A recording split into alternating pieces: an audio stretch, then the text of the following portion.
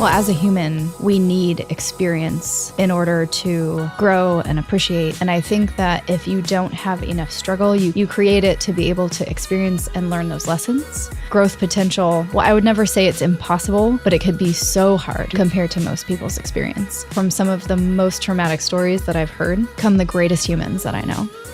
That's Bry Zaragoza, and this is the Powerful Ladies Podcast. Hey guys, I'm your host, Cara Duffy, and this is the Powerful Ladies Podcast, where I invite my favorite humans, the awesome, the up to something, and the extraordinary to come and share their story. These are people that inspire me and remind me that everything is possible. I hope that you will be left entertained, inspired, and moved to take action towards living your most powerful life. Bry Zaragoza is a mobility and movement specialist, certified yoga teacher, personal trainer, and dancer from Long Beach, California.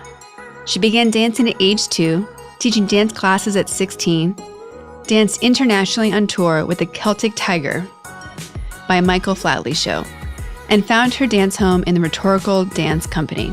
After years of sacrificing her body for her love of dance and searching for a new way to repair herself, Bry went on a path of personal training to discover her new passion for guiding people to find balance in their bodies and their life. In this episode, she talks about what it was like to be a professional dancer, how she found her way into personal training, and how her views of what you can do with your body and how you can take care of it have evolved. Bry is hands down one of my favorite humans and best friends, and I'm so excited that she was a yes to being on the podcast. All the work she's done to have expertise in body movement, in the connection between your physical pain and hidden emotional pain, and really going down the path to look at someone from a 360 perspective to help them live their best life, is what I find so fascinating about her work and methodology. When you go to Bry with a problem about your personal fitness or a body injury or pain, she really does start by looking at all the different parameters to find out what's going on. It's so refreshing to have a specialist look not just to solve the acute issue, but one to solve the root cause. In addition to being great at what she does, she's a great wife, friend, dog mom to Paco, super fun, and all-around amazing, loyal person. I'm really excited for you guys to meet her, and I look forward to hearing your feedback on what you got from this episode. All that's coming up shortly. First, the Powerful Ladies Podcast is brought to you by Boldly Fine. Boldly Fine is a small but mighty design and development agency based in Los Angeles, specializing in website design, brand development, e-commerce, and bringing big ideas from awesome people to life. For a 20% Squarespace discount or a free design consultation, visit boldlyfine.com. Boldly Fine is who is the creative minds behind the Powerful Ladies website redesign, and I cannot be happier with choosing them to help us transform Powerful Ladies from the website that I designed on myself to the beautiful, awesome website that we have today. I cannot recommend them enough. Joe Manganiello or Manganelli from Magic Mike. Oh, yeah. And True Blood. He's Yes. tall Yes. and big and Yes. broad, and I met him at Coachella, and he gave me a hug. One of the best starstruck moments I've ever had. Oh Yeah. my goodness. Yeah. I just recently brought that picture out. I found it on my phone, and I was showing somebody. I was like, this guy. Mm-hmm. He was so nice. He's so nice. He sat in this chair. He sat in this chair just this past week. I want to have that mic. All right, so we've clearly already started this podcast. So how about we just let everyone know who you are? Introduce yourself. I am Bry Zaragoza, and I am a movement specialist and personal trainer. And one of my favorite humans on the planet. Oh, Yeah. Thank you. No, I'm so excited you're here because like you think about who you want in your podcast and you always want your favorite people that you naturally have amazing conversations with. And so I'm like, yes. And I'm so excited that you're our first in-studio guest. I'm excited too, but Yeah. a little nervous. That's okay. That's okay. You're going to be doing great. So obviously we were just talking about Coachella and I'm going to mess it up. What's right? I think it's Joe Manganiello or Manganelli. I mean, he's amazing. He actually would fit perfectly into the Zaragoza clan. I think he would just be like the fifth Zaragoza brother, who are the family that you've married into that are amazing. But you met him at Coachella.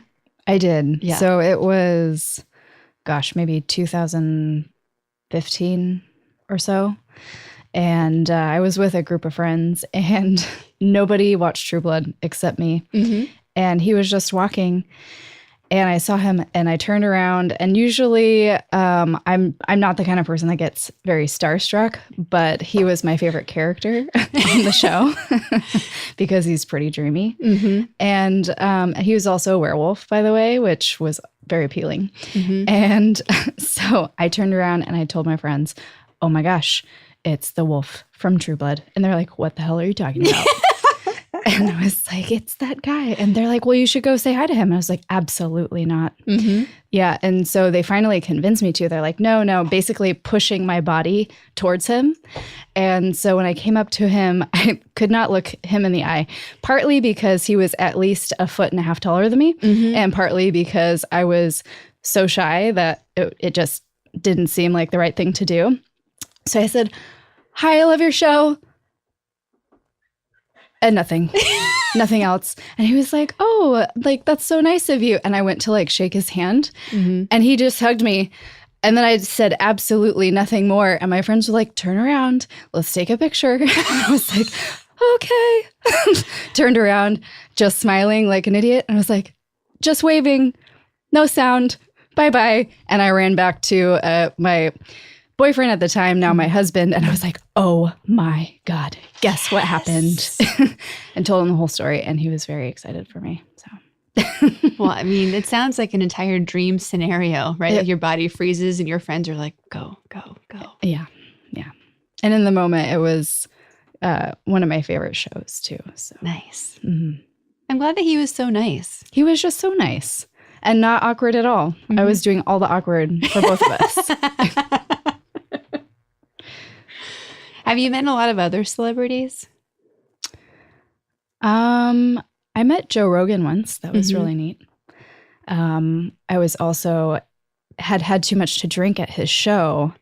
So because of that, had a similar experience of the non-talking thing. So maybe this is a pattern since I haven't met many stars, and it's been a very similar experience at both. Yeah. But with him, I talked to him a little bit about a guest that he had on that really inspired my choreography. Mhm. Who was that? Honey. Honey? Was the band, yeah. Oh, nice. Yeah. And so he wanted to ask me more about my choreography, and I just tapped out. I was like, "It was nice to meet you. Goodbye." I'm running away now. I'm running away. I'm too drunk to have this conversation. Was that separate? Like, did you go see him at a show? Because we went together and saw him that one time. We did, yeah. But this was before that. Where were we? Is it the Glass House? The Glass House? Here in LA? Pasadena? Ice House? Ice House. Yeah. There we go. Mm-hmm. Frozen water looks like glass. So. Yeah, clear material Mhm. and a house. Amazing. Yeah, the Ice House. They still go there. Mm-hmm. What song were you inspired by from Honey Honey? I'm singing it in my head, and the title is leaving me. What did that inspire from a choreography perspective? So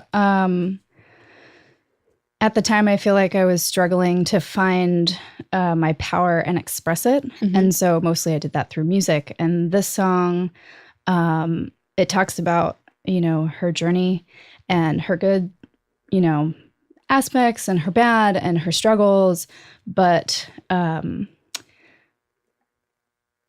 owning who you are when it's good or it's bad, but you're standing up for yourself. And so I wanted to also give that to my students. And the tone of it speaks to me deeper maybe than the lyrics, about that constant beat and just finding a constant and grounding back to it. Yeah. But then having your moments of like breaking through with, movement that maybe takes you to the edge of something, and then you have to ground yourself back in. We talked a lot about that. Well, I talked a lot about that in teaching how to use tone of something, plus lyrics, like lyrics mostly secondary, to make a statement or to feel a statement just for yourself if it's a private thing. So, Well, I think this is a perfect time to go back in time for everyone that's listening. So you're currently a personal trainer, mobility and movement specialist. Yes. You also have lots of years and a lifetime of being a dancer, both training people and dancing yourself. So let's just start from the beginning and tell people like where you grew up and give us like the rundown from like 0 to 18. All roughly. right. Yeah. So the dance journey did begin literally at 0. My mom worked at a dance studio that was a few blocks away from the house that I grew up in. And she was teaching there and working there. And so from the time I was born, I was going with her into the space. So that place has been pretty much a second home for me my whole life. And the studio is called Marilyn McDowell Studio of Dance. And Marilyn was one of my teachers, and she was a wonderful lady. So I actually started taking class, though, when I was 2. And I found videos, though, of before that, my mom taking class, Marilyn teaching, and me in the window doing it in the lobby, imitating what they're doing, and then them inviting me to come into the studio and while my mom's doing sit-ups, and I lay down on her as she's doing sit-ups and take a nap. It's adorable. But it was, yeah. So finding those videos, that was pretty fun. So I danced there for a while and then went to a few other studios. And that studio is in Long Beach, California. It's in Long Beach, yeah. Yep. And went to a few other studios and developed very different training, mostly ballet. I was in a pre-professional company for ballet and did Nutcrackers a million times. So just recently I've been able to hear the Nutcracker and be like, oh, I'd like to go see that again. I was just going to ask that. Like at what point does doing the Nutcracker make you want to vomit when you hear the Nutcracker song? It doesn't do that anymore. It did for a long time. No, there were certain roles in the Nutcracker that I really, really enjoyed. So the Snow Queen, I was Snow Queen one year. Nice. And it's just so exciting. And that's one of my favorite scenes in the ballet. And so now, especially thinking back to it, it is fun. But before, it felt like a drag, you know, as my friends were going on ski trips and like going out and doing all of that fun stuff. In my teen years, high school years, I was training and in the Nutcracker and doing a bunch of other shows, which I appreciate way more now than then. How many hours a week were you committing to dance? 3 or 4 hours a day, Monday through Friday, and 6 to 7 on Saturday. And then, yeah. So when you're going through that, I mean, obviously it's a big sacrifice, especially as the teenagers you're talking about. Like, in the moment where you were like, no, I love this, like this makes total sense to me, or did you feel that you were making a sacrifice then? Both. Both. It was incredibly rewarding to train that hard. It made me really organized with my time because I wanted to still succeed in school. Yeah. And do that the best I could. And I wanted to be the best dancer that I could. And I wanted everything. And so I think in the moments of wanting the social life too, I had some resentment. But then in the moment of classes or dancing or performing, I kind of forgot about that stuff. Yeah. And was dancing something that your family encouraged, or was it really just driven 100% always by you? Well, my mom danced. So that's how I got started. Yeah. And then I was always really supported by my family. Yeah. But it wasn't like a dance mom scenario. I mean, I know your mother, so not. I kind of know the answer to this one, but yeah. Yeah. And my grandma would take me to class too. But nobody really liked staying at the studio. Like they said they liked watching me take class, but because of the whole dance mom situation, they often left. They'd watch, maybe the beginning and the end of class. They were not the dance mom personality. Yeah.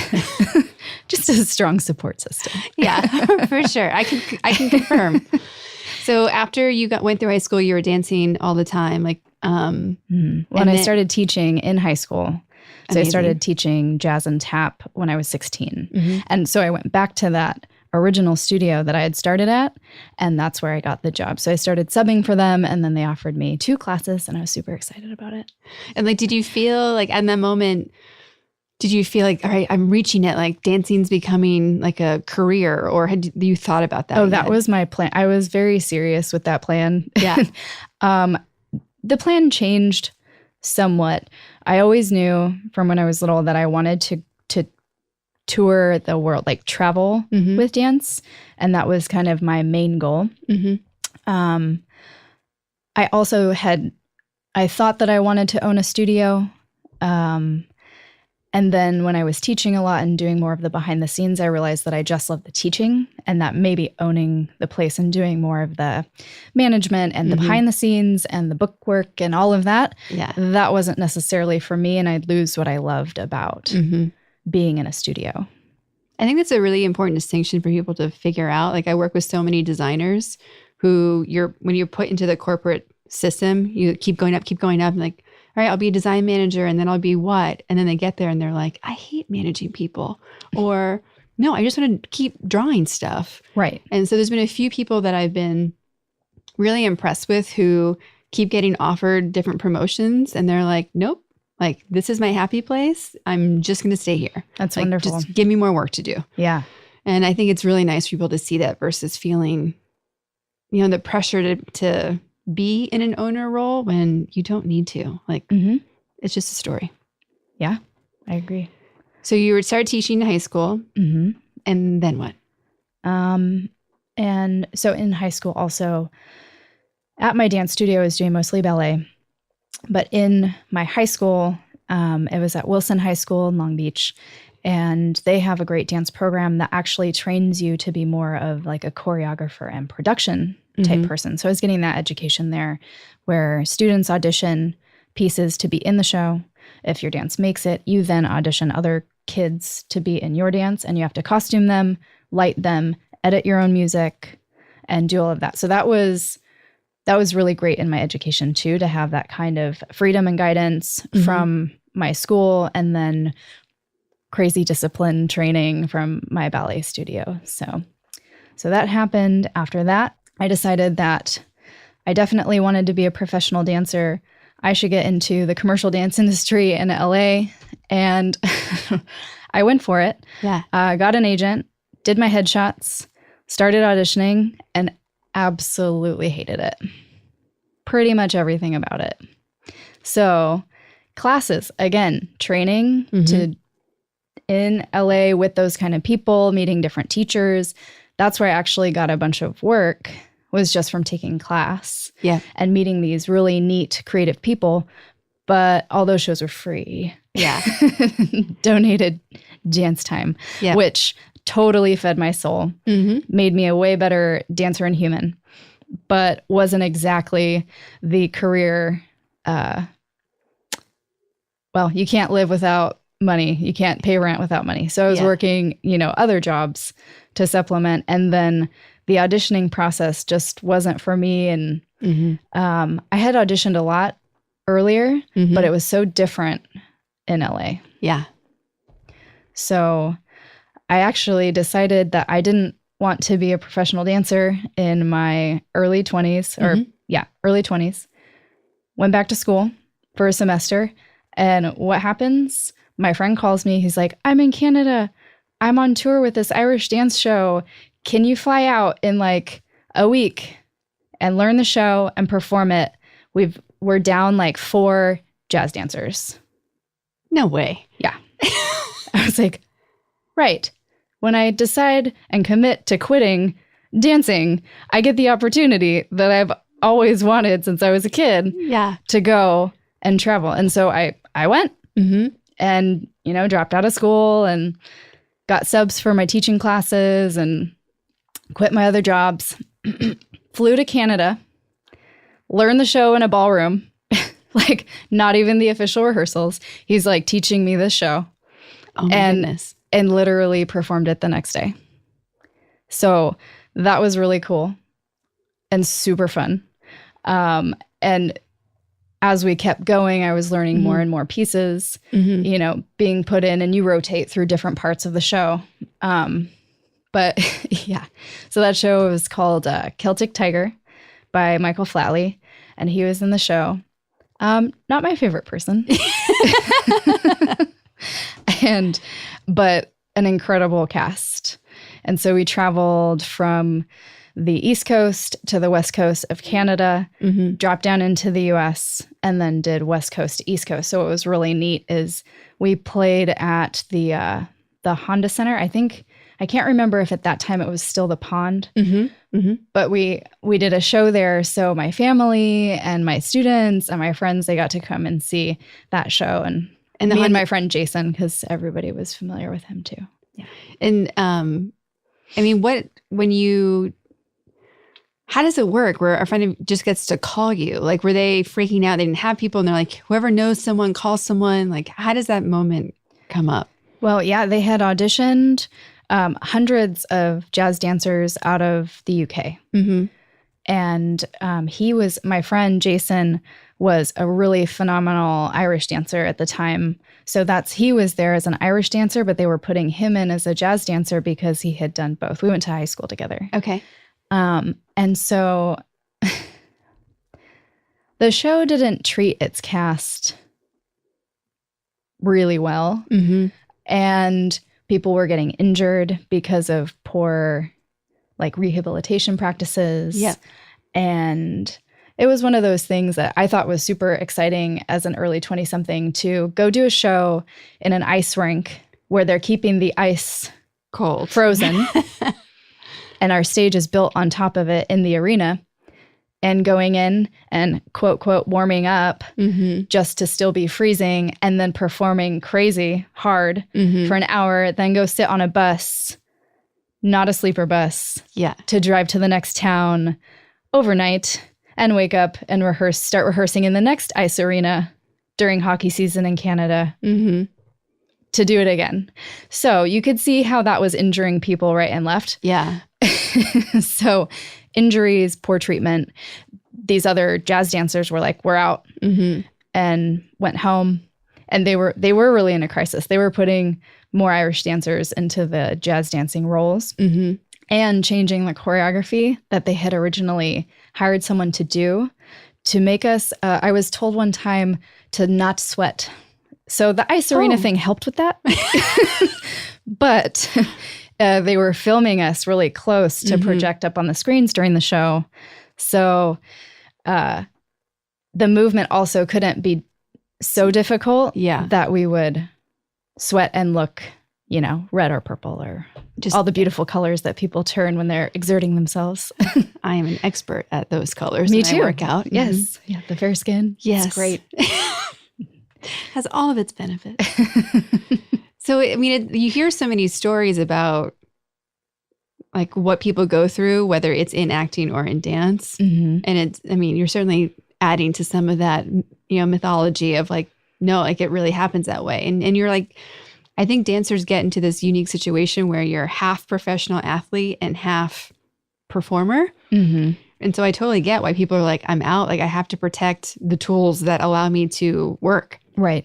But a lot of times we make the choice not to. So if it's, it's feeding your soul. And a lot of the times too, when you're in the show and your adrenaline's so high, you don't even feel the injury. So I, in one of the shows farther down the road, I caught my toenail in the trap door for one of the pieces and it ripped off. So it's like, yeah, it's gross. Yeah. Kind of blood, a lot of blood. Well, I didn't feel it really. And I had a quick change and I was like, grab me the tape, wrap it up, like, let's go. And I had to then put on heel character shoes and do this really fast salsa dance, which I then proceeded to roll my ankle twice because my foot went numb from my toenail that had ripped off. And I started I couldn't feel the bottom part of my leg because I had wrapped it so tight to keep it from bleeding and to keep my toenail on and to make sure it didn't catch on any of the shoes I was putting on. And so I rolled my ankle twice during that dance and then proceeded to finish the show. And had a huge swollen ankle. But the thing is, if you get taken out of a performance, and this is where that whole company not treating dancers super well comes in. If you don't perform, no pay for that show, even with an injury. If you don't complete the show. So here's what I have to say about that. They wouldn't hire anybody that worked through their agency for the show. You had to not be represented to work on this show. Yeah, because what agent would allow that to happen? Because if you don't get paid, they don't get paid. Exactly. Yeah. And they also protect your body for you. Yeah. So again, this is leading how I got into personal training because I would make those sacrifices while dancing and it, I loved it so much. It really fed my soul that it was worth it. And I still say it was worth it. Oh, yeah. Because we ended up traveling all over the UK and all over Europe. And we went to Hong Kong and had a blast for that time in my life. Broke my body a little bit, but that also opened the door into my path that I'm in now. So how long were you traveling and working on that show? On and off for a little over a year. And then when you came back, were you immediately like, let's do this again? Or were you like, I need something else? Like, how did you transition from that to the path you're on now? Well, you could watch the cities that they were adding onto the tour. And so I kept looking to see, do I want to go there? Yes, I do. Yes, I will stay with the show. Oh, I still have subs for my classes. Excellent. Yes, let's travel more. Yeah. Yeah. And so I ended up only stopping because the show got canceled. Michael Flatley got sick or something happened with him and they started taking off. Like we were supposed to go to Russia and they started canceling. So that's kind of what ended that. Interesting. And was he just like not a nice person or like did you guys interact a lot? You said he wasn't your favorite person. I don't know if you can say anything more about that or if you want to.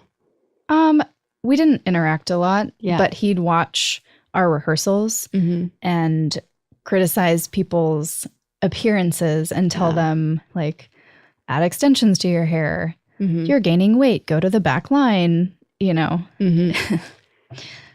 like that. Not direct. There was no direct interaction because he'd get helicoptered into all of our venues. Oh.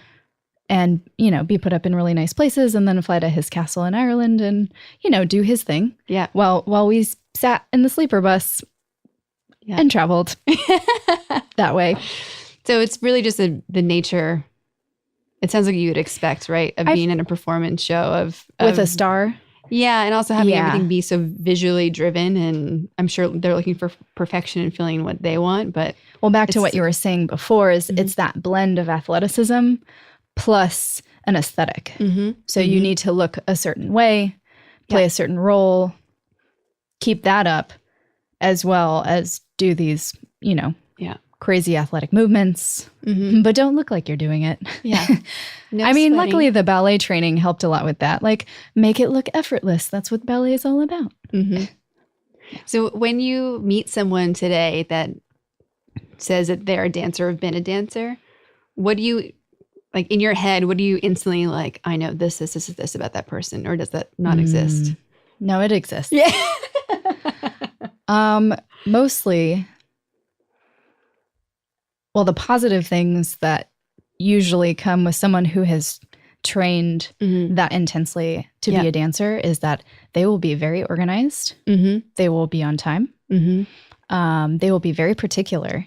And with every correction, like in regards to movement. So as a trainer, when I get a dancer that comes in, it's going to be detailed down to like an eyebrow. Like, where would you like my focus to be when I do this? I'm being silly, but it's that detailed, which I think is really fun. My brain works that way because I was trained that way too. But it can lead to obsessive and overanalyzation and doing your movement to look a certain way is very different than experiencing the movement from an internal place. And having an intention that I'm doing this because I want to feel this, I want to develop this, versus I'm doing this because I want it to look this way from the outside. Yeah. So a lot of those mental elements come in to play when you're training a dancer. Does it look right? Yeah. That kind of questioning to me, like, does it feel right? Well, I think that's been a big change for you as well, right? In this journey. Because I think so many, what you love means that you are judged from the outside for so long. It's going to have an impact, right? And like, being aware of how you present yourself, how you're standing, what are you looking like that you're getting judged outside first. Definitely. If ever. Well, inside. and because your eyes, like your personal eyes become your perception of everybody else's. So when you train in front of a mirror for your whole life and you're analyzing it, you're constantly only looking at yourself as if you're other people judging you. Yeah. And critiquing from that outside place. And that comes into body image issues. That usually comes with a dance background. Yeah. Body image issues in some way or another. It's not all the same. Yeah. And it's not all eating disorders. But it can be, again, obsessive. Yeah. With appearing a certain way. People liking the shapes that you make with your body. And it's hard to separate that when you've trained so extensively in that way. Yeah. To change it when you go into other movements. I found that I caught myself in yoga, of all things. Yeah. In yoga, trying to appear to the teacher that I was doing everything how I should be. Yeah. And so that was a big breakthrough moment in my yoga training to stop working from an external point and start working from that internal point. Yeah. I think that's such a big point because there's so many people who aren't dancers or aren't being performing in a visual perspective that also struggle with all of the judgment that comes. Like, I think it's just hyper focused when you're in a performance hobby career. Yeah. Well, and with any of those, like a performance career or an athletic career, competition is a huge element. Yeah. And competition with yourself. So when you're always trying to be better than yourself, sometimes you're missing what's happening right then. Yeah. And if you're trying to be better than the other people in the class, like that's a whole nother element. And sometimes I think when you're a highly competitive person, you don't even realize that that's what you're doing. I had this realization yesterday. I was doing a at-home yoga on YouTube, and it's the same yoga I love doing, which is like the Bikram 26. I know it in my head. I don't really need the YouTube to do it, but I like having to stop thinking and just listen to somebody else.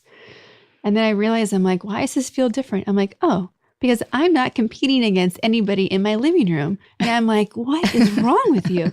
And I don't even, to your point, like, I'm competitive, and I don't realize how competitive I am, and that there's always an element of competing until I step away and have a moment like that where I'm like, oh, I didn't even think I was competing in yoga, but guess what? I am. Yep. I am. Even if it's with myself in the mirror, like. Right. Yeah. Oh. Yeah.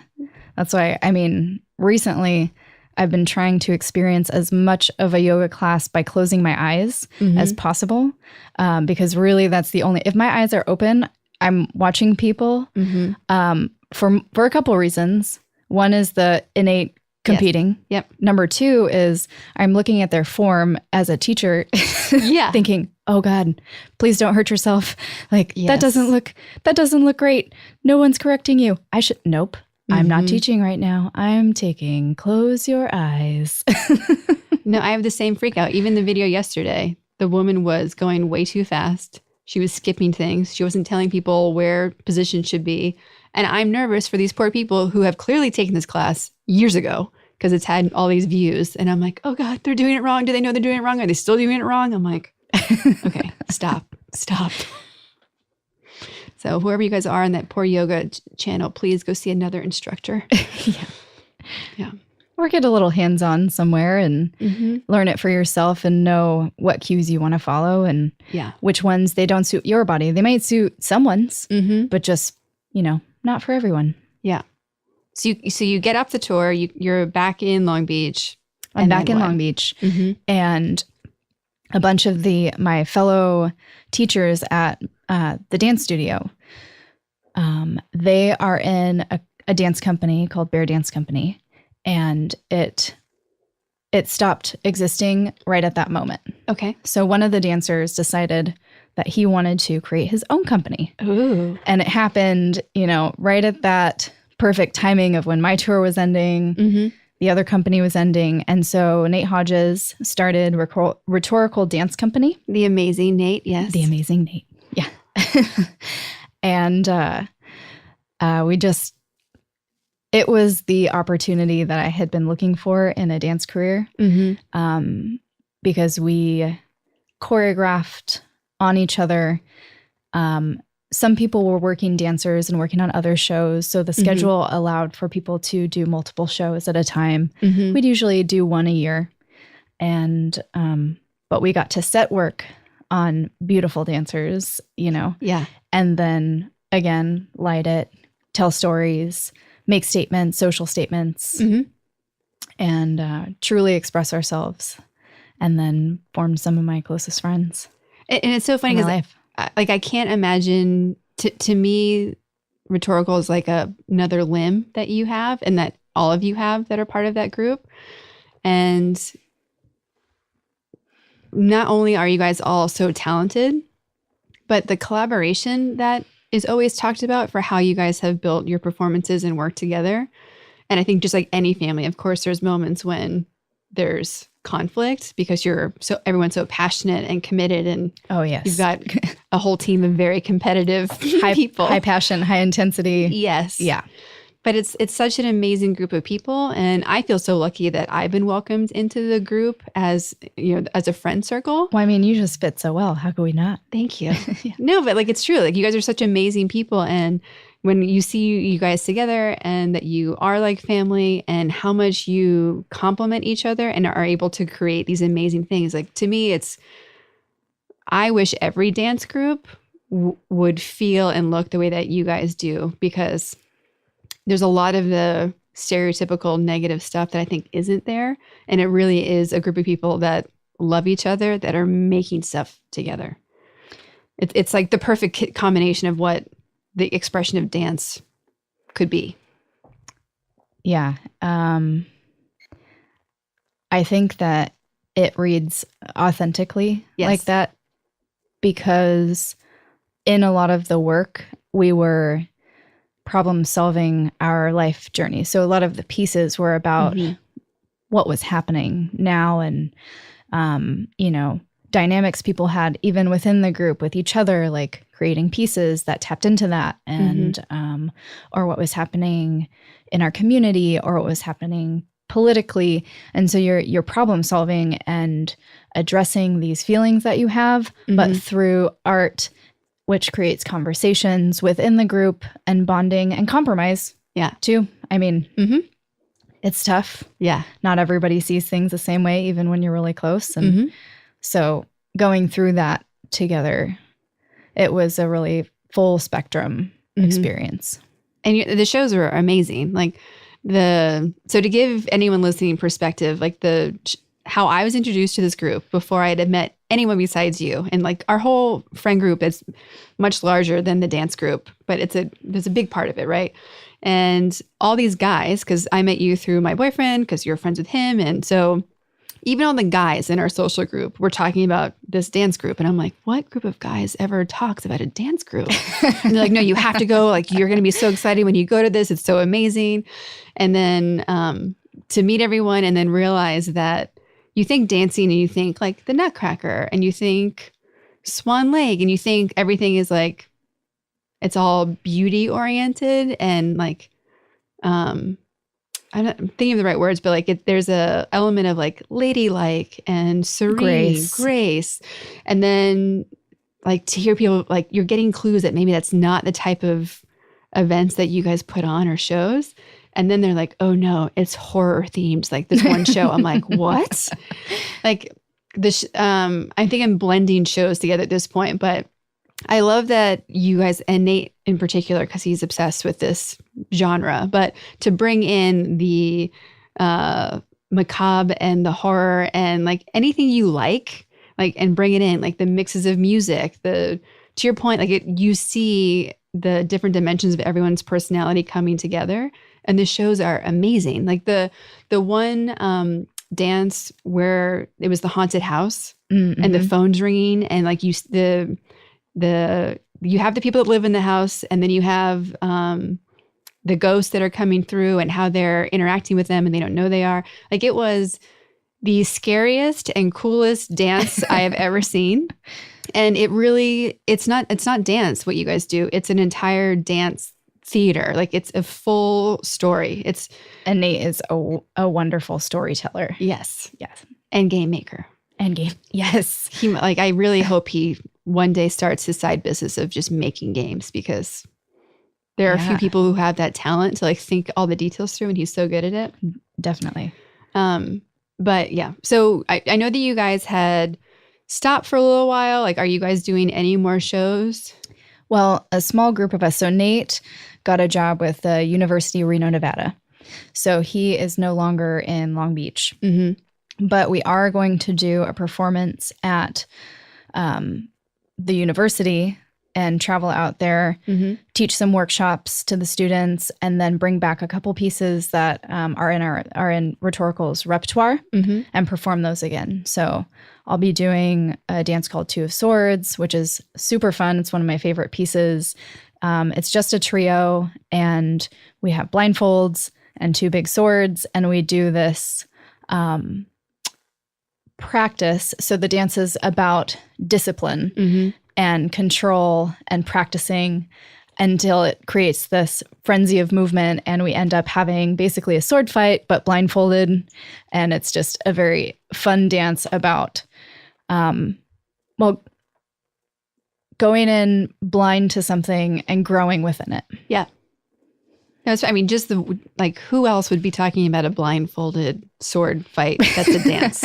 So that's what makes me so happy about it, because you guys really approach it with the only rule is the technical application of dance. Otherwise, from a creative perspective, it's like, let's tell a story. Let's go. Yeah.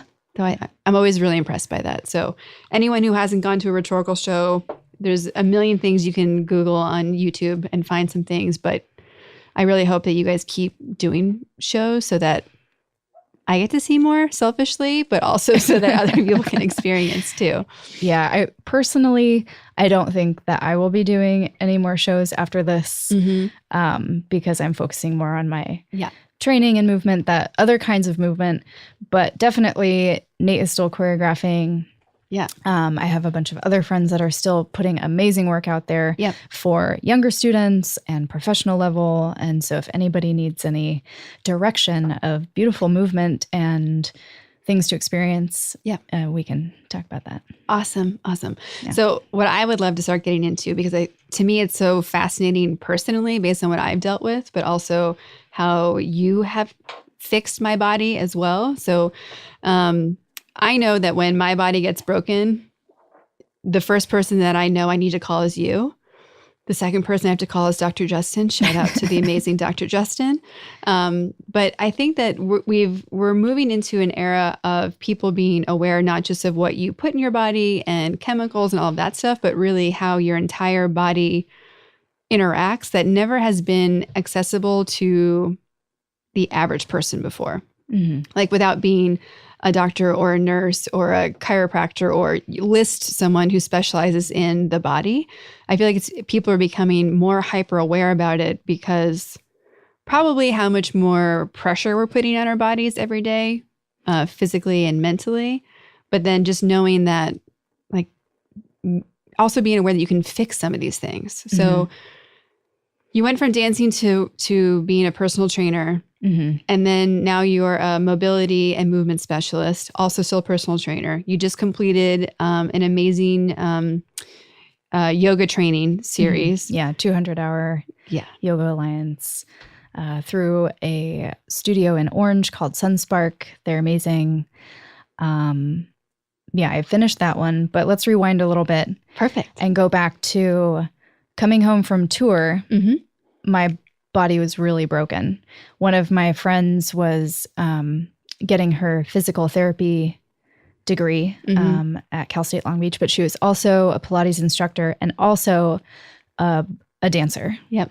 So she really put me back into a place with that training where I could still move my body. For a time, I thought that my body was going to be done at 25. That's crazy. So working with her one-on-one, I was so inspired that I could get movement back that I hadn't had for a while and thought I wouldn't have for a while, that I asked her, well, how do I become you? Yeah. And she said, Pilates is such a niche category.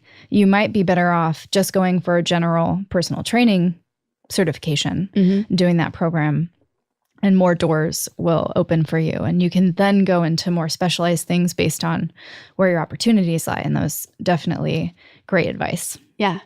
And so I decided to get my personal training certification, and I did a 6-month in-house program where it was 50-50 hands-on movement with my classmates and then book work and lecture. And they also included in the course business skills. So writing a 5-year business plan for a hypothetical gym and learning how to write specifically a fitness resume. Yeah. That was really neat because I'd only done dance resumes before. Right. So it was neat learning. They're similar, but yeah.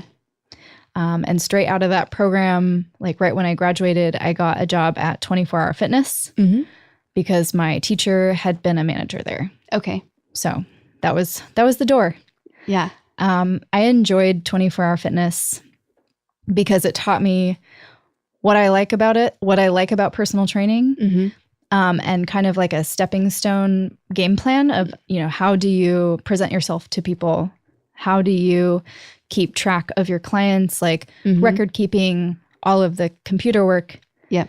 But it also showed me how I don't want to be a personal trainer. Yeah. I don't want to go out on the floor and harass people or belittle them to make them want to work out with me. Who wants to work out with someone who says, hey, you're doing that wrong? Yeah. Come over here. Let me show you. I know better. Nobody wants that. Yep. So I learned that at 24 because that was how we were coached to go and be kind of aggressive in putting ourselves above other people's movement, which I completely disagree with. Yep. Because someone can be doing something, for example, I watched a man come in every day and throw a medicine ball at his stomach, laying on the floor, on his back, just hitting himself over and over and over with a 10-pound medicine ball. Okay, you know what? I asked him one day, excuse me, sir, what are you training for? He's like, well, I'm a fighter. So impact. Now, do I think that's the best way to do it? No. Yeah. But I will say it is hard to create an impact situation when you're by yourself. So in that way, what he was doing made sense for that. Now, other people approached him and said, excuse me, sir, can I show you how to use that medicine ball more effectively?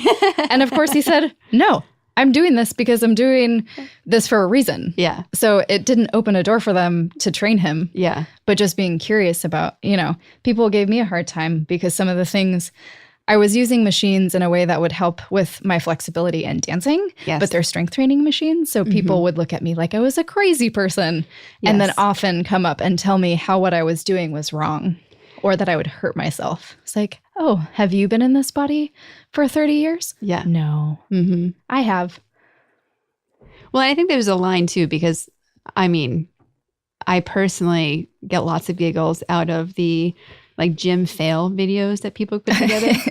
I think our friend Laura posted one the other day of a guy laying on his stomach with a 25-pound weight in his lower back. And he was reverse humping. So he was popping his butt off the ground. And again, I'm sure he had some logic behind it because people Let's try to think. What could he be training for? This could be fun. What could he be training for in that movement? Yeah.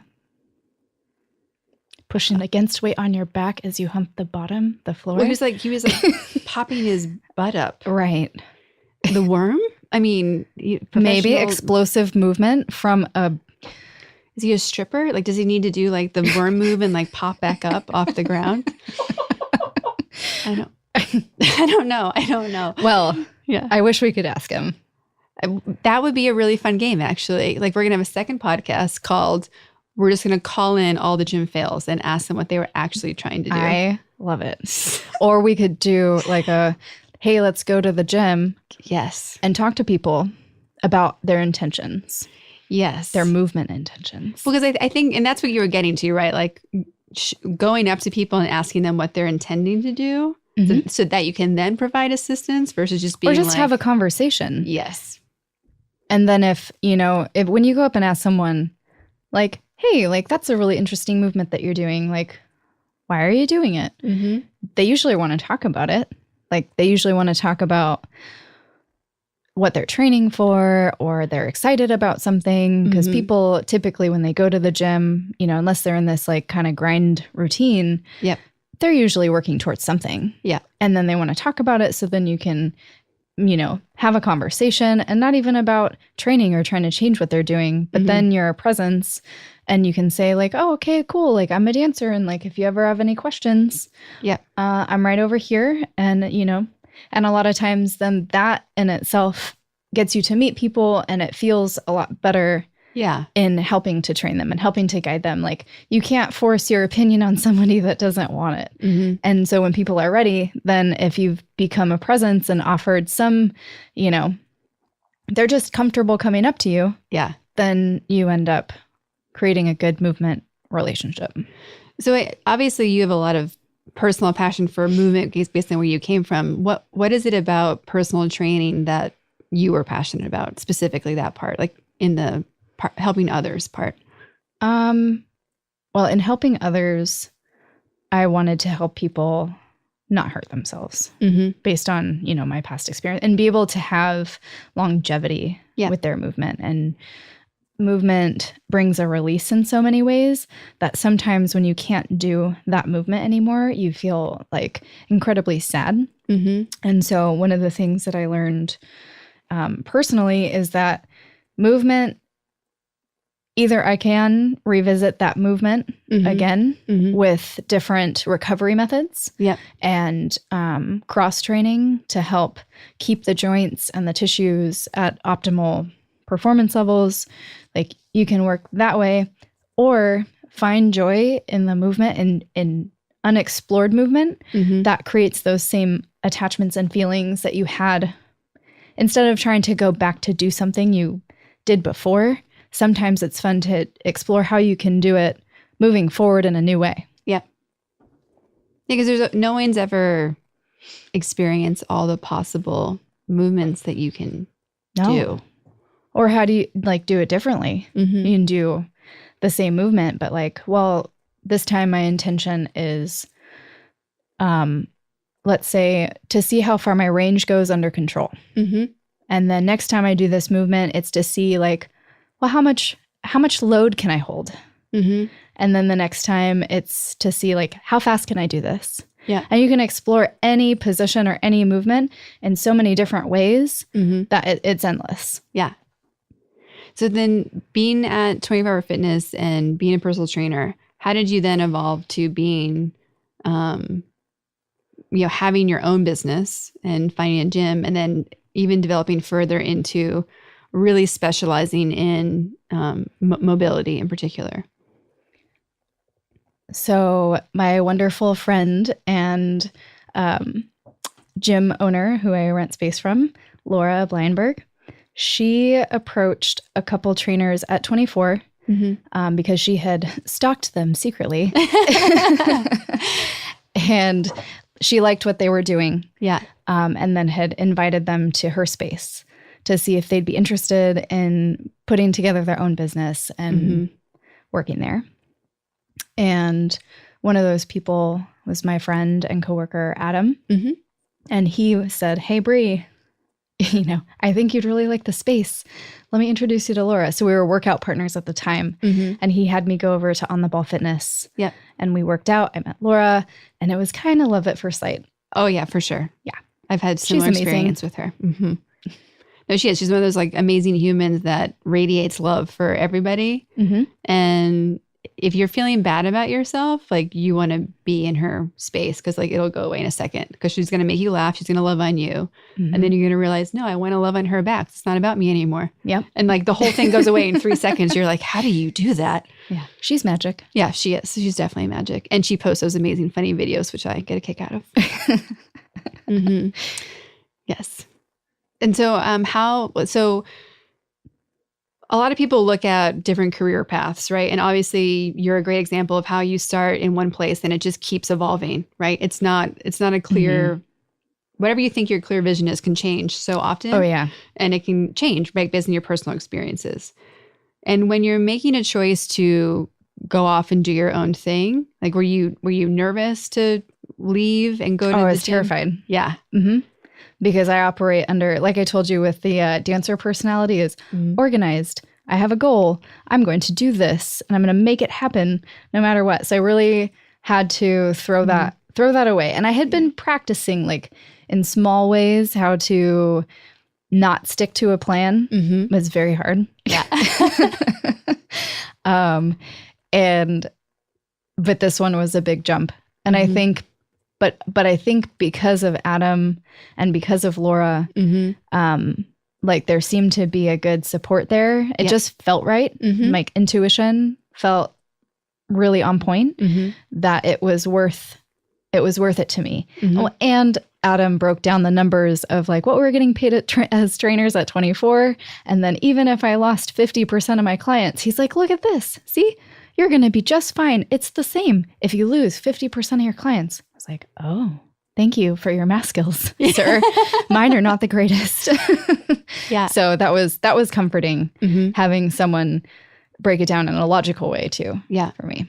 And so once you felt comfortable about the numbers and knowing that you could continue to feed yourself, making this change, like what was the next step? Like, was it getting the clients? Was it putting together more programs? Like, well, so taking clients from 24-hour fitness is technically illegal. So I just told my people, I'm going to be leaving. And if you would like me to assign you another trainer at 24, I would love to recommend you to someone. But I just wanted to let you know that that's what I'm going to be doing. So in the end, like they all ended up contacting me and say, hey, we'd like to come with you and not work with other people. So they ended up just following me. And that was a really big moment too, to feel that what I was doing was on track. It was making a difference. That I got some, positive feedback that people would want to like take what I'm offering. And come with me. So, well, I think it's so hard when you're, even though there's so much like training and education and planning and knowledge behind everything that you do as a entrepreneur, there's still the moment of like, does anyone care?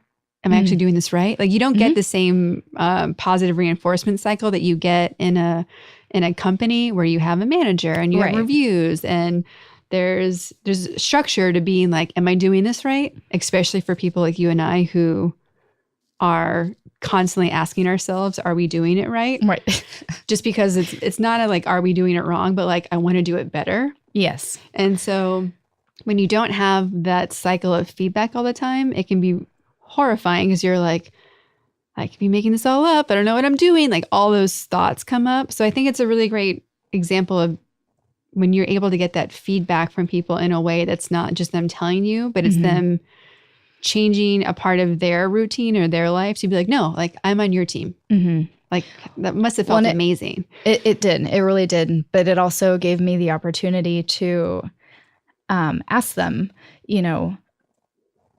what do you like that I'm doing? Because I'd like to continue. Do you have any feedback for me to do something better? Or do some things not work for you, but you're doing them because like we're friends? And, like just check in. So I have to like from that point on, I try to remind myself frequently to check in with people and see like, okay, this worked for you at this point. Where are you at now? Yeah. And that's such a big part of it. And I feel way more comfortable now with the influx and like the, well, let's just say the tides of people coming and going. And it's not always about like if someone stops training, it's not always about like I did anything wrong or like they don't like it anymore. There's so many different factors. And so really talking to myself about being open to like people's lives and like a lot of times there was nothing I could have done to change the situation, but I'm always open and I want to continue these relationships with people like who are not training or still training so that we can always have conversations no matter what. And that's because you care about people. But I think there's a lot of people like, I think it's hard to be in a people-based service as a career and not care about people. But I also think what I love about working with you is the first thing that you ask me every time I show up is, how are you today? How does your body feel today? Like the fact that you are willing to throw away whatever you had planned to service my body instead of whatever else was there. That practice came about in a funny way. Because right when I got out of training school, I used to take the craziest detailed notes. Like I had folders on clients that were like novels. Wow. Yeah. During a session, I could take 3 pages of notes. I would write out the workout. I was trained to like plan the amount of reps and plan the amount of weights, like, all of that. Yeah. And I was pre-planned and I'd spend so much time doing it. And half the time, more than half the time, they'd come in and I was like, this doesn't seem like the best plan for you today. Yeah. This seemed like it was a good plan for me today. I have to throw it away now. And so I just think it's so important to check in and even when you go in to like do movement on yourself for yourself, to check in like, well, these are the things that I did before. Is that appropriate? Energetically, did I eat well yesterday? How is that going to affect me today? Like, for example, yesterday, I decided that, Tony and I went to take a bike ride from our place to Shoreline Village and back, which is approximately 22 miles. Yeah. Now, we're getting back into biking, not doing it super frequently. We did it a couple weekends ago, but we stopped a lot. So I was thinking, I did it a couple weeks ago. Like, I'm just going to have like my coffee with my MCT oil and some protein powder and basically fasting, like no real food. Yeah. And let me go take this 22-mile bike ride and let's not stop. How'd that go? It was great. Couldn't feel my legs. Like 3/4 of the way through, I was getting really annoyed at Tony, but that was just projecting the annoyance at my quads that were on fire and jelly legs. And he's like, oh, this is so beautiful and so fun. Oh, wait, you're back there. Let me slow way down and wait for you. And I was like, you got to keep up with him, Bry. You got to keep up. You can't. Your legs will fall off. I'm pretty sure they're just going to fall off. So yeah, stuff like that. Not fueled appropriately. Yeah. Pushing too hard, too fast, not taking the breaks. I was not respecting my body. And I still do that all the time. It makes me feel better that you do it because you're so aware of all of that, right? and so it makes me feel better that when I mess up and forget that it's okay because people who spend 90% of the day thinking about that, they still mess up. Like, thank you for giving me some grace to give myself. You're welcome. You know what? I'm really great at seeing it in other people. Yeah. And appropriately programming for things outside of my own personal body. Yeah. Inside it's harder. It always is. It always is. Yeah. One of the things that you've talked about really making a big impact for you since I've known you, which has been about 5 years now, which is crazy, is the impact that the yoga course had on you. And I would love for you to talk about that. So, or if I've skipped anything, we can go back to something else too. No. I just wanted to, because this is one of the things that I was referring back to this morning. Yeah. And thinking of things in the yoga course that really made a huge impact. And there's a book that I love called The Wisdom of Yoga, A Seeker's Guide to Extraordinary Living. And it's by Stephen Cope. And he I might be right. He's either a psychologist or a psychiatrist. I can't remember exactly, but we can look that up. But he breaks down the Yoga Sutras from a psychological neuroscience perspective. And what are the Yoga Sutras? Like, what does that mean? So they're the guideline. They're written in Sanskrit. I know that part. So they were developed by the Seekers, and it's guidelines on how to live an enlightened life, basically. Okay. And to, maybe in my words, not theirs, but have a guideline to be your best self. And so he breaks it down because many people have translated the Yoga Sutras. So when you look them up, it can be a whole spectrum of ideas, even on one sutra. Yep. Even the word namaste has like 25 definitions. Oh my gosh. Google it. Exactly. Just like that. So, but I loved the way that he broke them down. And it's a story full, it's all anecdotal. His experience of being a teacher, like a yoga teacher, and then he and his small group of friends going through their yoga training experience and their life experience and like their reflections on things. But because he offers a perspective from a scientific way, it's a really great blend of like, let's just say hoodoo and science. And it makes sense. It made sense to me. Awesome. So one of my favorite parts of that book was about the realm of hungry ghosts. Ooh. It's this idea of having a huge mouth to consume and always still being empty. So I think in the book he says it's like a huge mouth with a tiny, tiny neck, so nothing can ever get through. So you're just constantly feeding this yourself in trying to fill yourself, and it's remaining empty the whole time. So that can be on so many different levels. You know, people can use substance to try and escape their, you know, their experience, like dull down their experience. And so they keep consuming to distract, right? Away from that. And it made such a huge impact. In fact, the hungry ghost was when I started closing my eyes in class, and having like playing perfect is part of being a hungry ghost, because you're wanting to consume affirmation and wanting to consume like an outside experience to something that will change nothing. Like it has to be coming from within. And the only way to fill the body is from within. And there's nothing to consume that will change that. And I think that's a huge statement to just reflect on its own, because it doesn't matter if it's food or water or emotions or needs, like whatever physically, emotionally, psychologically that you are craving, like it never goes away if you're craving it outside of you. I mean, you literally do have to eat and drink, but you can get to a point where it's not enough. Like after you're sustaining yourself, it's still not enough.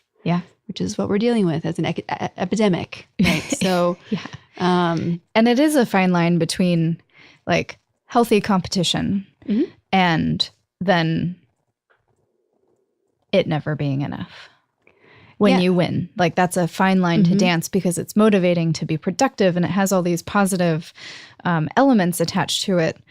And at the same time, it breeds obsession and that deep hunger of needing more, wanting more, material, non-material, love. Like people do it with love all the time. Craving the attention or someone to, you know, touching them or caring about them, when in reality, they probably already are. If you're around someone and you're in their space, they probably already love you. But if you can't feel it inside, there's your hungry ghost.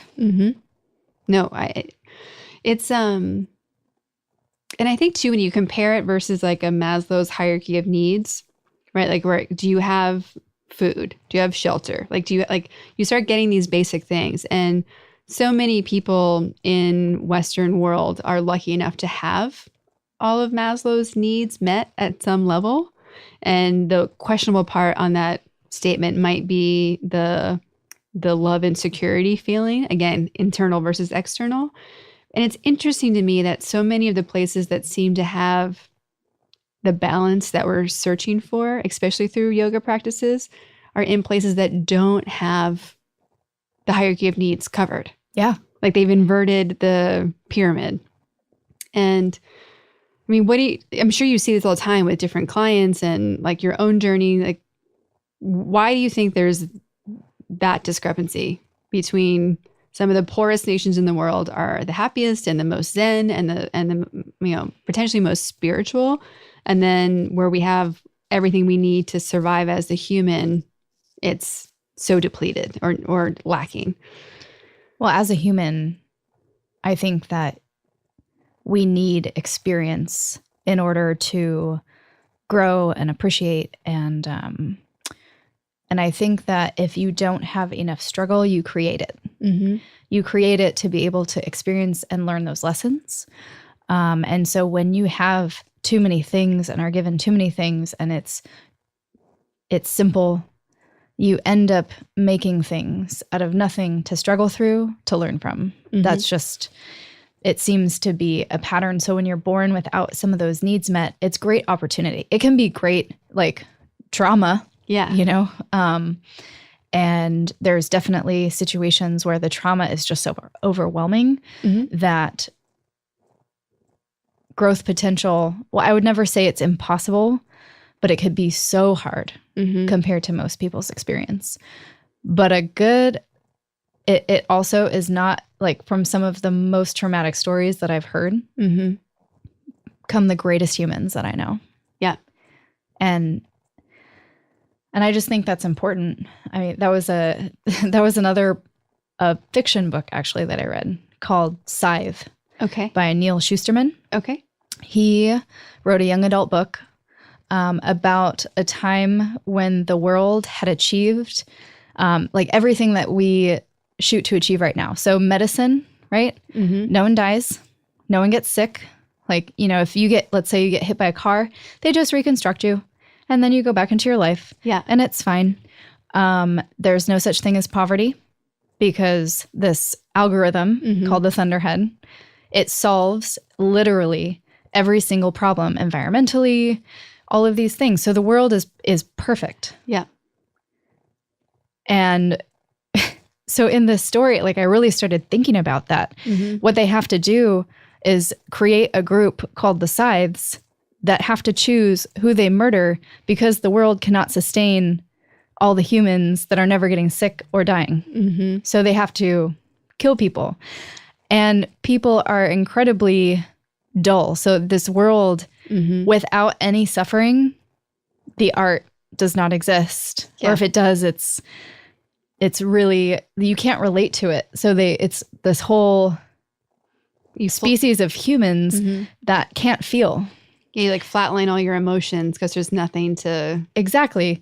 Well, and you can't relate. Like, if you have never suffered, and most people don't know anyone that gets picked by the scythedom, you never experience loss. Crazy. You never experience, so then you don't appreciate happiness. Mm-hmm. And so if you don't understand being ill, you don't appreciate being well. Yeah. And so it's a really neat story. It's very, it takes either the yin or the yang out of the equation. And so Mhm. what do you do with when you're left with just one? Right. And it's all these dull beings, but it's also creating sociopaths. People that have, so within the scythedom, because they can't feel. Yeah. How would you know the rules and to respect things when you've never been given the capacity to learn them? Like, Mm-hmm. so it's just an interesting concept and something I've been thinking about in working with people and their experiences with trauma and, how they're eating and Mm-hmm. how their health is and Mm-hmm. immune systems, that I think, there's a place for us to have the journey of, let's say, cancer. Yep. And maybe you don't live, but if you can go through the experience and keep learning and keep contributing and feel how hard it is. Mm-hmm. It's not necessarily a bad thing. You have the opportunity at that point to then grow for yourself and have all the people around you do the same in the experience. Well, it brings up, what does it mean to be human, and why are we here, and what's the journey for? So, I mean, just saying that word, right? Like, you have to assume there's a journey if you believe in that logic. So if you're here for a purpose, and I believe you are, and I believe you're here to learn things, and I believe you're here to have this human experience. If you take the human experience away, like, why bother? Right. Mm-hmm. What's the point? And it sucks, right? Because there are things that you have to deal with that you don't want to. And you do have to feel things that make you any range of like the negative feeling spectrum, right? From the trauma to fear to being scared to like all the way up to just being uncomfortable, right? As like the simplest thing. But if you don't, to your point, if you don't feel it, you can't get to that other place. Mm-hmm. And if you use the hungry ghost and avoid it with whatever you're trying to soothe yourself with to not feel it so deeply, then you're in this looping and where you can't get out. You're staying stagnant. There was a book title that I saw that I saw the title and then I was like, I don't even need to read the book. I get it. And the title was simply, what's in your way is the path. And I was like, I think, okay, note to that author, maybe change the title so people want to actually read what's inside of it, because you gave away the answer on the cover. But it was so intriguing to me. And I was like, oh, do I buy this for somebody? Like, this is amazing. And I was like, no, like I can just say it. Like, we'll just talk about it. And I think it's important. Like, the other phrase is like, what you resist persists. And it's so true. If you want to find the shadow that keeps hiding behind you, it's the one that you're trying to tell to go away and not deal with. Just be like, leave me alone. Nope. Sorry. That's not the way it works. And it's frustrating, right? Because so often you have to do a lot of personal reflection to see. It's easier to deal with the shadows that are bigger and more obvious, but then the ones that are like maybe a little bit more gray than black. And you're like, damn it, they're still there. Yeah. I hate those. But you have to, part of the fun of this whole experience is taking that stuff on and learning from it and developing. So, I mean, it's so interesting to think about there's no way you can work with people every day, especially about their bodies, and not combine their past, their current state, their emotional state, their, spiritual state, their well-being, and their physical body itself. Like, how do you even start to take that on with a client you have, or do you not, and just see how it develops? I don't go in with that intention. I just know that it manifests. Yeah. And to me, it's beautiful. Mm-hmm. Even in the breakdown moments, because it is very common that while people move, they start expressing themselves. Like, maybe it's something that happened earlier that day. Yeah. Maybe they're upset about something. Maybe they've suffered great loss. And it is really important to me to know those things, like where they're at emotionally as we're moving, because it makes their movement different. Yeah. But it also, I think, is incredibly therapeutic to have people having a physical experience and all of the body chemistry working in a way that when they express these hard feelings, there's no resonating anxiety and negative energy trapped within them. They're doing physical movement where they could just let it out in that way as they're talking about it. Yeah. And a lot of times we don't get that opportunity. Yeah. And so it's neat to see people being comfortable enough and working with them. It's one of my favorite things about the job. And it's the safe space, there's no rules, in this way. Yeah. But, it's something that I never knew existed within this job, but I'm so happy that it does. And now it's such a big part of what I'm doing and sharing these experiences, because just as much as I'm teaching them about their movement, they're teaching me about their life, life in general, their experience, and to be able to have a conversation with a 10-year-old who's, in school and going through all of the things with that. And, we get to have a fun little like dance session in the back of the gym and then have like an 83-year-old in the same day and talk to them about how they remember the city being. Yeah. And telling their stories and where they came from. And it's just super neat. No, I mean, and I can hear in your share how you talked before about dance fulfilling your soul. And I really hear in that, like how what you do today fills your soul. And like how much like you give to so much in what you help people with, but that it's giving back so much more to yourself. Definitely. And I think that's actually why I started veering away from performing. And even teaching group. So this is an extension of my teaching experience. But I had the time of teaching larger group classes where there isn't the opportunity for the intimacy. Yeah. And I've just been gravitating way more to the one-on-one and all the different ages. Yeah. I'm very grateful. No, that's amazing. So if someone's listening and they're like, I've never heard of a mobility specialist before. Do I need one? How do I know if I need one? Like maybe just say, what does a mobility specialist do and why might they need a mobility specialist? A mobility specialist can come in so many different forms. I would say for me, it's the yoga, blending in with some tissue work. So SMR, self myofascial release with tools. Or I often use my hands, but I'm not a certified massage therapist. Yeah. But based on the education that I've had with my mobility certifications, sometimes I just like using my hands over using tools because I can feel like a response from the person that I'm touching a little bit better and feel like I can give them a better release. So hands-on work, stretching. There's a wonderful program called Functional Range Conditioning, FRC. I have not taken that course, but my coworkers have. So we love to take courses and then share all of our ideas together. Yeah. And so some of their philosophies are about finding control over a full range of motion in a joint. And that applies to every joint of the body. So that's another way to be a movement specialist. So I've adopted some of their ideas and put things based off of their philosophy into my programming as well. But it's going to be so specific to the person I'm working with. I don't think that I can define it as one thing in particular. I know that I'm always recommending people to you or to find a mobility specialist in general when they start talking about how their body is broken or doesn't work anymore. So, if I use my mother, for example, like she's always talking about how she has bad knees.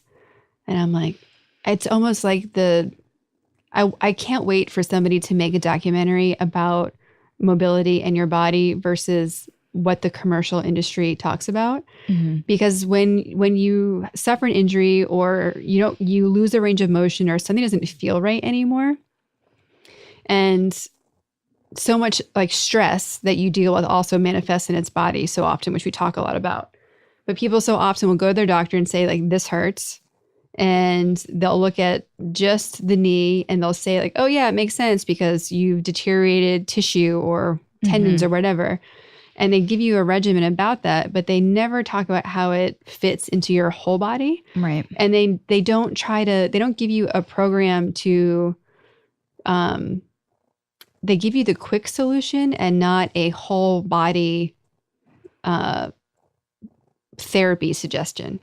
Yeah. And I mean, that is that's how they're trained. And that's what they're qualified to do is to take what's happening in the moment and try to make it better. Yeah.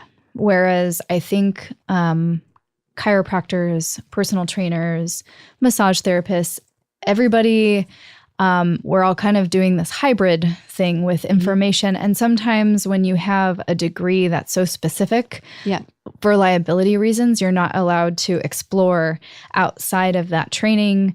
It can get you into a lot of trouble if you present ideas that are out of the box, just in case maybe that doesn't work well for the person that you're working with, and they have so much more responsibility legally than someone like me. And so I love that freedom. Yeah. And even like physical therapists sometimes are restricted because of what their degree states they can do and what they cannot do.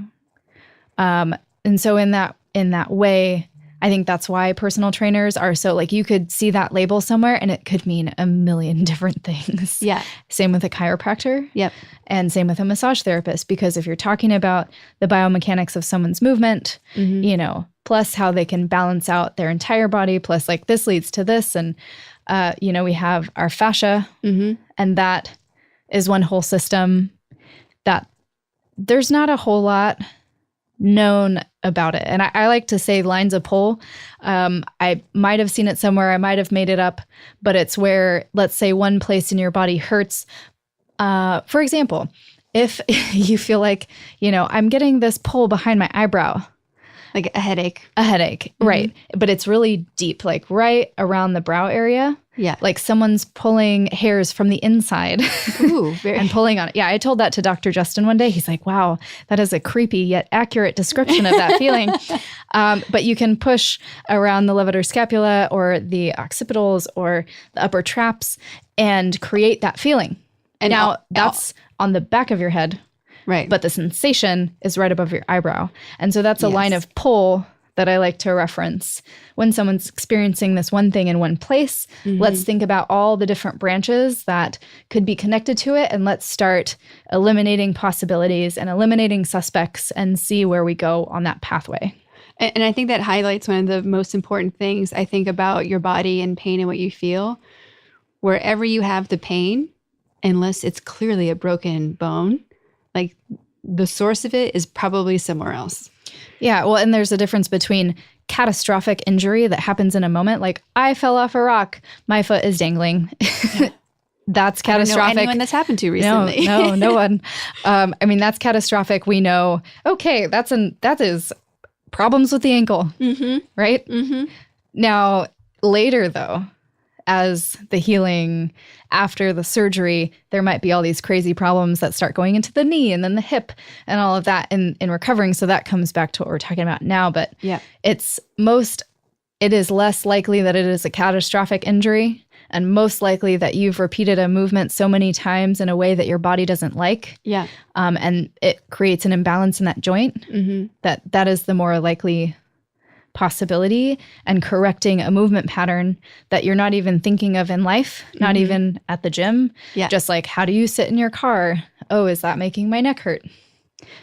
Guilty. Yes. Every time I get out of the car, my neck hurts. Okay. So let's address how you sit in your car, because you're doing that so many times a day, and no amount of training in the studio or the gym can help that if you're not consciously thinking about that action when you do it. And I think, so that was a personal experience I had, which is one of the reasons that I ran to you in the past 2 years, because I was commuting every day to LA. I was in the car 4 hours a day and then sitting the rest of the day. And just the commute itself was stressful. And then this job and trying to like make it all work. And then sitting, just basically having a chair that sucks in my car that I'm trying to deal with every day. And we kept moving my position and sit, but like I had a moment driving home one day where I was getting such a bad headache and having so much pain in my neck that I had a moment of blacking out. Like I couldn't see. And I'm in the road and I'm like, what the hell is going on? It freaked me out, right? It was like a split second, but the pain was so bad that it was affecting my vision, let alone my comfort. And that was like the night I got home and I called you. I'm like, I need your help. And there were so many factors to what that was. And it wasn't my neck. It was everything behind it. It was what I was doing. The fact that my back wasn't as strong as it should be. Like there's so many elements that go into it. And I think that so often we also don't account for how much our body being not optimized for what we need it to do just drags our energy levels down too. Like when that's like a vicious cycle, you're tired and so then maybe you eat eat poorly to soothe yourself.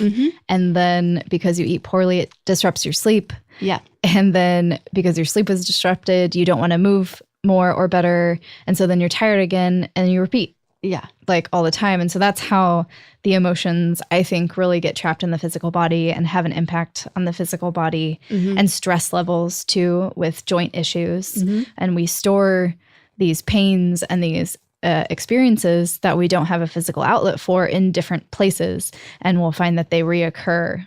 And that does go hand in hand with the repetitive movement of certain things, but also the repetitive mind work of how you're patterning through your day and what you're doing.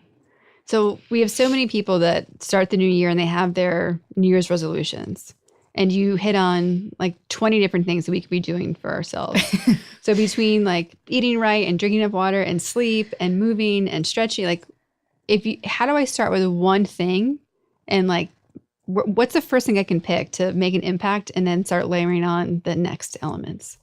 I think before trying to take an action, you need to know, you have to be conscious, like what's happening. So as a resolution, I'd say slow down and really take in your experiences, both like the good and the bad. So, start to notice when your body is hurting somewhere and what you're doing. Start to notice if you're just eating to soothe or eating to fuel, or if neither. Yep. You're just eating. Yeah. And just start to notice. I would say that's always a step one, because you can't fix what you don't see. Yeah. And you don't know what you don't know. Yeah. And so once you start making observations, then you can put things into action. But if you start going into action blind, that might be a fun experience. Go down a crazy path and then have to like find your way out. I don't know. But I would want to notice first. Yeah.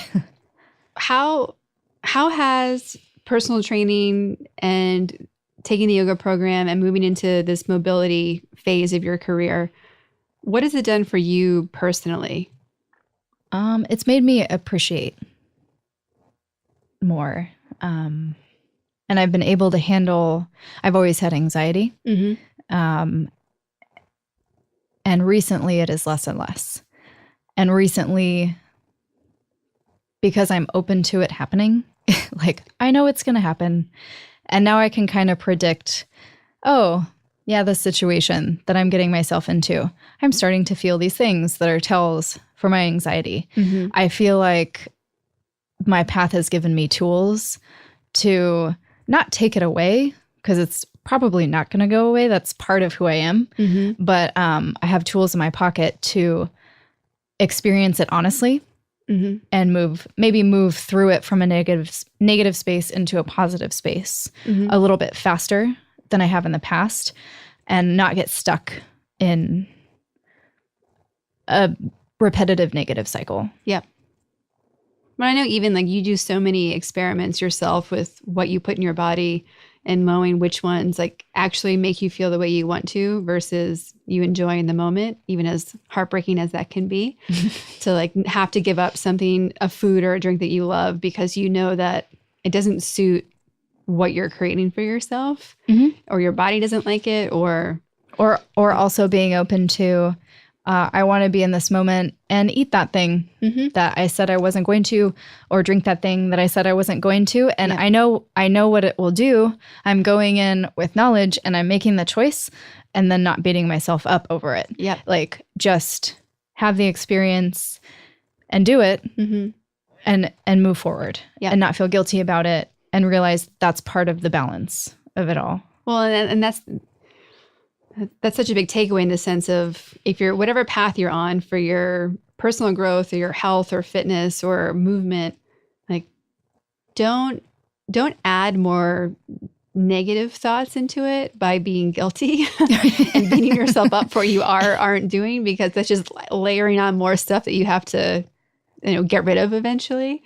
But like just go in with like there's a beautiful space for grace for yourself and where you are in the moment, and knowing that it's good to have a goal that you want to get to, but being open to if that's where you're meant to go or not, and like just see. Or that it's not a straight path. Like maybe we'll still get there, but I have to turn left and right and then backwards a couple times. And then maybe I'll get there and maybe it was not meant to be and I'll end up somewhere else more beautiful. Yeah.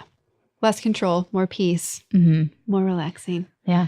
How much of your path do you think that you relied on like facts and logic, or like intuition and how it's felt in the moment? I rely mostly on intuition. Yeah. But I love finding out facts. I think that I have come to rely mostly on intuition because of all the fact searching I have done. And you start to realize that when you know, well, quote, know more, you realize how little you know, and that information that you find truth in is conflicting. And so how can both be true? Yeah. And it's situational, and that's where intuition comes in. So pulling out like all of my stored facts and knowledge and books, references, analyzing a moment and seeing if those facts suit the person right in front of me or myself or this experience that I'm in, and feeling if it feels right for me and for whoever's involved. Yeah.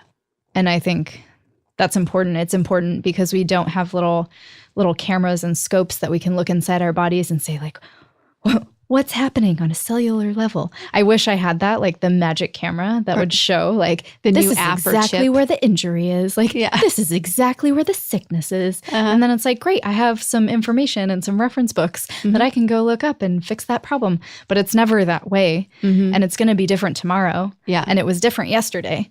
Yeah. So what helped yesterday may not help today. And that's okay. Like we just have to go from here and be intuitive for ourselves, and me for my people. Well, and I think that so many people are realizing that today, taking care of your body is your responsibility. And it really is a journey because there's so many factors to it. There is no one solution. The variables are endless. Especially when you're factoring in not just what you're doing, like eating, drinking, not drinking, not sleeping, but then you have pollutants and chemicals and other people and who knows what's on the list that's impacting you. There's that horrible documentary show, and it's not horrible because it's not made well. It's horrible because it's so heartbreaking. But the people who are now like have chronic pain and they don't know the source of it, or they're like electromagnetic sensitive, you can't even see it. And it's a documentary on Netflix. I'm messing up the Google it, guys. You'll find it.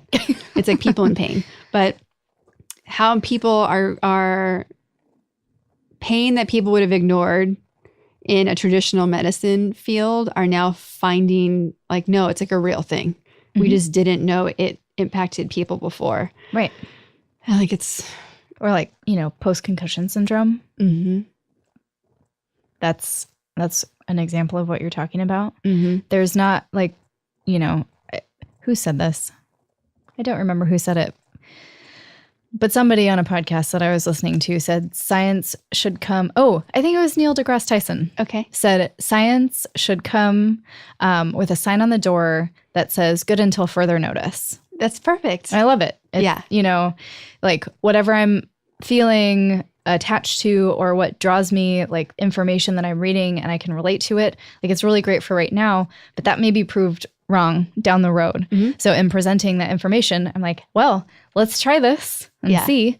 And it may work and it may not. And then maybe tomorrow we'll find something better. Yeah. You have to. So as someone who helps so many other people, what are the practices that you put in place for yourself to make sure that you're getting all the good stuff that you need so that you're able to keep helping everyone? Time boundaries. What does that mean? I was really terrible with time boundaries for a very long time. It means that I limit myself to 5 days of work. And I even had a therapist tell me once, like, I am ordering you as your therapist to take 2 days off per week where you have to schedule that as free time. I was like, oh, okay. I don't know if that'll work for me right now. Anyways, but no, I put that into practice now. Being out in nature is a complete reset for me. So just being in the trees, feeling the air, taking the shoes off, grounding, and moving. And the outdoor Walking. part, you like go for hikes, you Camping, hiking, even driving to beautiful places and getting out of the car and just sitting there, any of that, I think should be scheduled into a weekly routine for personal happiness and wellness. And not getting caught up in the chaos of sometimes like busy cities or busy routine and like work and then home and then meal prep and then move. That you can plan to be the healthiest person and completely miss the mark if you plan it too much. There has to be that give of time, like space, and just let things resonate. As someone who's more aware than most people about the impacts of like the choices you make on your body, obviously you have a whole community and world full of people that either don't know this information, choose to ignore it. Like, how do you, like in the yoga class example, how do you in real life have relationships and see people not doing things that are best for them? And like, how do you turn that off so that you can have a relationship with somebody and just be their friend versus always thinking like, oh God, no. Well, like I said before, I love to close my eyes. but besides that, my experience of watching them is usually not anything like their experience that they're having. Yeah. And keeping that in mind is really helpful. Like, even though I wouldn't want to do the movement that way, wouldn't want them to do the movement that way, they may be having an awesome moment in that movement. And who am I to say, stop that? Yeah. Like, stop enjoying your moment. It's not right. Your moment is not right. So I have to constantly remind myself of that if something pulls my eye. That it's not my job. Yeah. Like, I am not the teacher of all, even though I have a teaching role. Yeah. That's been a hard one. I think over time that started with the dance teaching, and then, not being a teacher to my husband. Yeah. That's not my job, but it's hard not to be a teacher. Like, when you put yourself in that role. So I feel like I'm doing better at not being the teacher of like my friends and my husband and my family. And then trying to like also take that out and like walking around in the world. It's not the teacher of the world. Yeah. Not yet anyway. Not yet. Don't want to be. That would be so stressful. It would. Yeah. So obviously this is the Powerful Ladies podcast. So what have been moments in your life that have shown you the power that you have inside? Like to have an exact thing, because I feel like I feel powerful in little ways, like little experiences where it occurs to me in that moment. And it's usually like not in the moment of something big that I have the realization that I'm powerful. In that moment, it just feels extreme. Yeah. like in a performance. Yeah. I guess performing always feels big. I think big is the right word. Yeah. Extreme, like the extreme human experience of building something up and creating something and like sending it out there and like having this powerful energy exchange, like because performers have that with their audience, and you feel when you're not succeeding in delivering, like you feel almost like a vacuum of energy when you're not getting the point across, and you can feel when someone's excited, like even though it's black out there and you really can't see them. And so going through that, it feels very big, like you did something. And then afterwards there's this lull, like a complete, like the zombie out for like a week. And in looking back at that, I would feel powerful in those moments because it had such a big energetic impact. Yeah. But in small, and And I want to have less of those because it feels like in this space of trying to create more balance in my life, situations like that can act like more as setbacks. Yeah. And finding the power and the energy and the breakthroughs in all the small moments more like frequently feels better. So it's hard to say a specific moment, but performing or like teaching, like succeeding in a group class when I was super nervous going into it. Yeah. Yeah. I have felt powerful after that. Yeah. But it's like this good, like kind of like high feeling where then you just want to go run around and do things. Yes. One of my favorite feelings. Versus the void of like, I'm a zombie for a week after a show. Yeah. So where do you, when you are feeling down about yourself or not inspired, where do you go to motivate and inspire yourself and remember like how wonderful you are as a human? The trees. Yeah. Yeah. Just being out in the trees specifically. I feel like I have less judgment for myself for some reason in those areas. Yeah. But I also like to sometimes have fiction stories. Like right now, I'm listening to all of the Harry Potter books again. And I often like to listen to something, a work of fiction that's a great story, but everything about it is the real human experience, and walk in someplace beautiful and just like be there. Yeah. Be present to the magnitude of outside and the human experience all at once. Yeah. And that's a reset because I'm hearing somebody else's story. Yeah. But it feels like it's partly my story because it's so relatable. But I'm not too sucked into it, becoming obsessed with it. Yeah. Because I'm in nature and I'm grounded. Who are women that you admire and are inspired by, or who have had a big impact on your life? Seems like there should be so many answers in my head right now. Well, are there women that you love to follow, that you love like having, like calling up? Well, I mean, all of my close lady friends, in different moments, I don't really have, someone famous that I can think of right away. And you don't need to.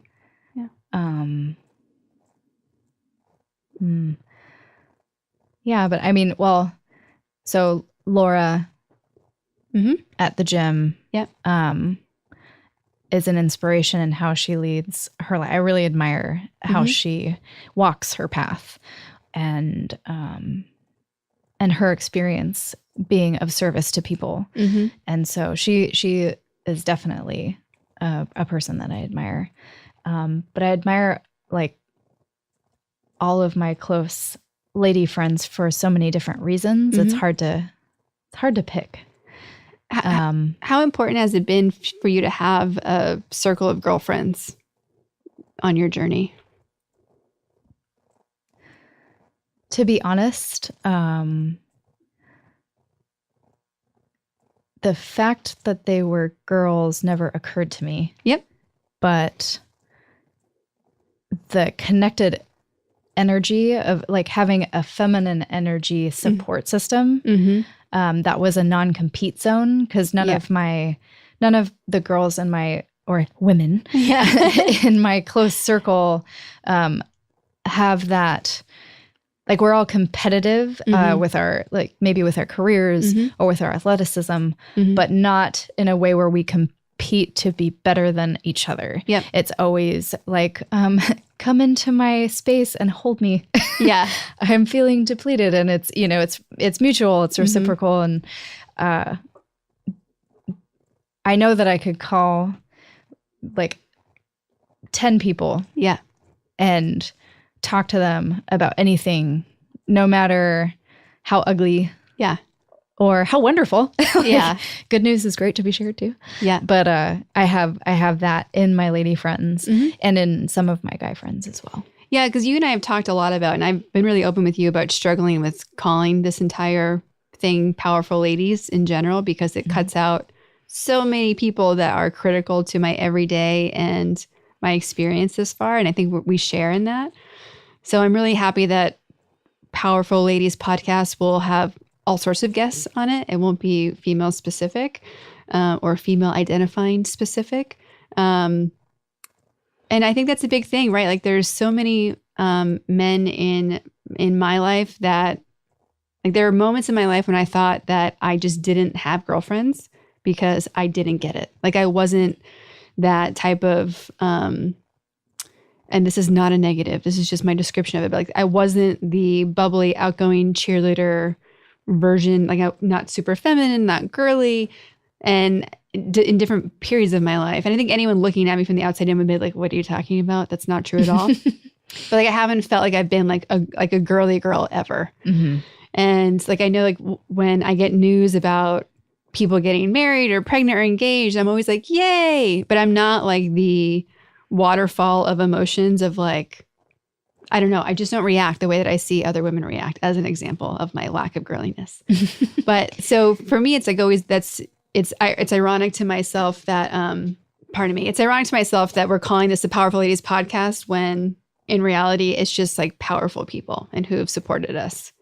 And I just want to give this as a moment to acknowledge all of the non-ladies who have been such a force in both of our lives.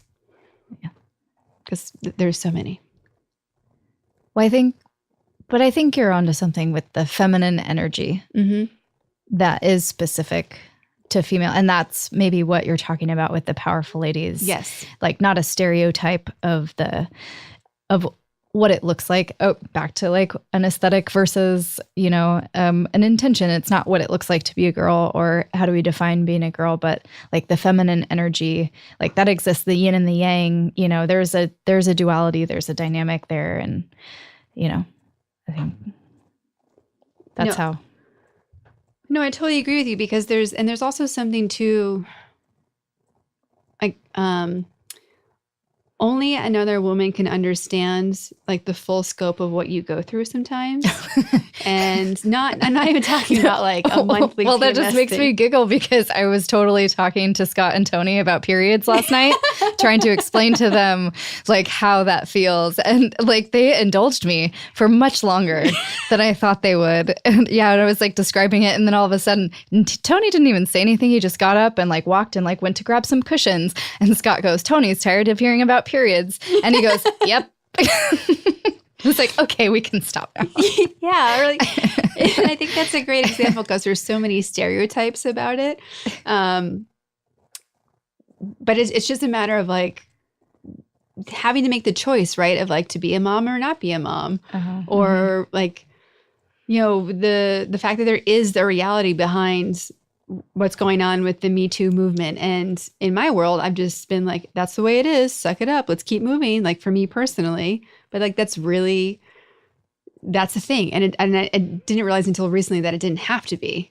And that there's a guy who was on a podcast or it was on a comedy special talking about how he's like, I'm a nice guy. I'm not the guy you're worried about in Me Too. But I just realized that every girl I've ever dated, when we went on a first date, she was worried if she was going to get kidnapped or die. And I was just worried if I was going to get some. And that was like the definition of like what it means, like the discrepancy between being male or female. And I think that's such a true point because like there's so many things that we just accept as the way they are. And because we're so driven to like keep going forward, you forget like, wait, should it be like that? And I think that's a really interesting discovery part of it too. Yeah. So as we're wrapping up today, like what are what do you want to tell the women out there about staying confident and finding their path? And like, what's your takeaway lesson that you would like to share? Have the intention of loving yourself as is, like no attachments right now. Yep. So not always picturing that ideal of where you want to be, but like take it in right now. What are you grateful for? And be there. And, then plan. But take the moment to appreciate, like, especially, in training when people are, let's say, on a nutrition plan or like they have a weight loss goal or they are training for an event, recognize your own accomplishments and movement towards that. And don't throw that away and only look at what you haven't done yet. Yeah. Thank you. Mm-hmm. It has been such an honor to have you on my podcast. And I love that Thank you for having me. Of course. And like who you are for me, and this is making me emotional, is just like, I know that you are always yes. And that means so much when you're creating something new. Don't cry, Jordan. You're going to make me cry. So thank you. And I love like who you are for the world and what you contribute. So we blew through 2 hours so quickly and we have so much more that we could talk about that I think people need to hear about. So I'd love to have you on again.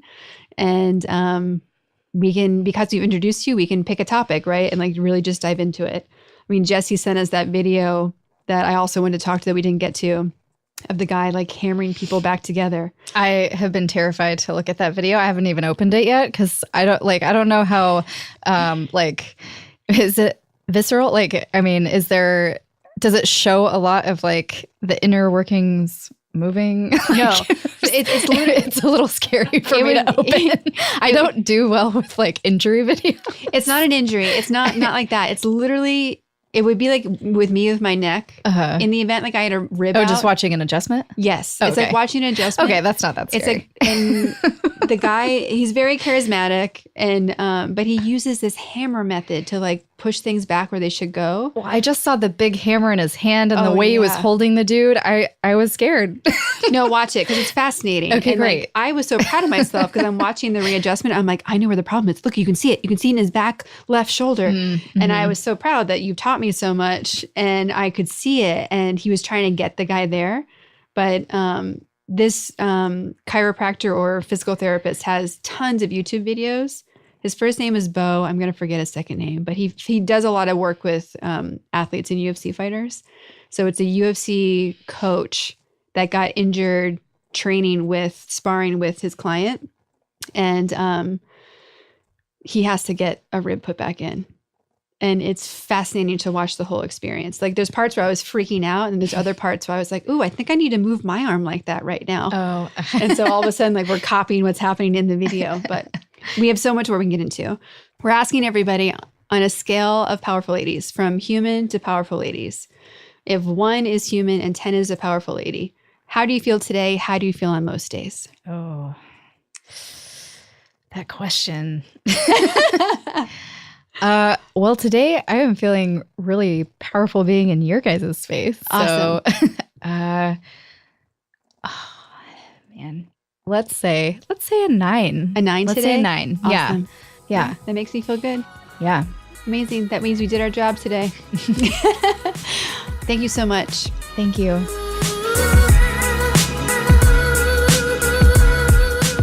There is so much more that Bry has prepared and we could have gone into so many discussions about modern body optimization and everyday balance. I mean, that's really the game we're all playing, right? How to look and feel our best while also mentally being our best. It's a really interesting conversation, and I'm glad that more and more people are talking about whole person solutions instead of isolated quick fixes. Bry provided some great resources that will all be available in our show notes, as well as on the website and our blog, and empowerment tools section. If you have questions for Bry, if you want to come have her speak at your studio, if you want to collaborate with her in any way, or you just want her to be your personal trainer, you can email her bryz.movement@gmail.com. If you'd like to support the work that we're doing here at Powerful Ladies, there's a couple of ways you can do that. Subscribe to the podcast on Apple Podcasts, Stitcher, Google Play, or anywhere you listen to podcasts. Leave a review on any of these platforms. Share the show with all the powerful ladies and gentlemen in your life. Join our Patreon account. Check out the website, thepowerfulladies.com, to hear more inspiring stories, get practical tools to be your most powerful, get 15% off your first order in the Powerful Ladies shop, or donate to the Powerful Ladies One Day of Giving campaign. And of course, follow us on Instagram @PowerfulLadies. For show notes and to get the links to the books, podcasts, and people we talk about, go to thepowerfulladies.com. I'd like to thank our producer, composer, and audio engineer, Jordan Duffy. She's one of the first female audio engineers in the podcasting world, if not the first, and she also happens to be the best. We're very lucky to have her. She's a powerful lady in her own right. In addition to taking over the podcasting world, She's a singer-songwriter working on her next album, and she's one of my sisters. So it's amazing to be creating this with her, and I'm so thankful that she finds time in her crazy busy schedule to make this happen. It's a testament to her belief in what we're creating through Powerful Ladies, and I'm honored that she shares my vision. Thank you all so much for listening. We'll be back next week with a brand new episode. I can't wait for you to hear it. Until then, I hope you're taking on being powerful in your life. Go be awesome and up to something you love.